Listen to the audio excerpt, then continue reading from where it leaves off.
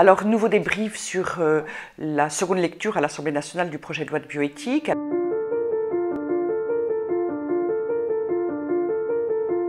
Depuis mon premier point, elle s'est poursuivie dans la soirée de lundi. Mais elle s'est poursuivie dans un contexte tout à fait extraordinaire parce que il se trouve que dans l'hémicycle, il n'y avait que 2 députés de La République En Marche qui étaient présents. Il n'y avait qu'un seul des députés, des ministres qui portent ce projet de loi, puisque c'est un projet de loi gouvernemental. En clair, Olivier Véran était absent, Éric Dupond-Moretti était absent, Frédérique Vidal était absente, de même que tous les co-rapporteurs du texte, ainsi que la présidente Agnès Firmin-Lebaudot. Et donc, de facto, la poursuite de l'examen n'a pas été possible pendant un long moment parce que ces messieurs-dames trinquaient, prenaient du champagne sous les ors de l'Élysée. Quand la discussion a pu reprendre, elle a porté sur l'éthique. Qu'est-ce que l'éthique ?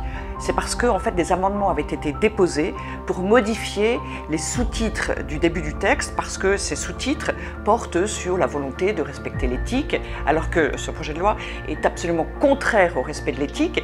Et donc, des députés de l'opposition proposaient de modifier pour qu'au moins on ne mente pas dans ces titres.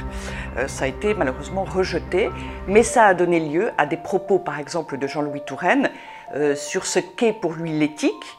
Pour lui, elle se limite au fait d'éviter toute discrimination, toute inégalité. Point barre, il n'a littéralement rien d'autre à dire sur l'éthique. Ensuite, la discussion a porté sur la volonté de députés de l'opposition de faire remettre l'article 1er A qui venait du Sénat, qui avait été supprimé par la commission spéciale bioéthique et qui dit « Nul n'a de droit à l'enfant ». Évidemment, c'est une affirmation fondamentale.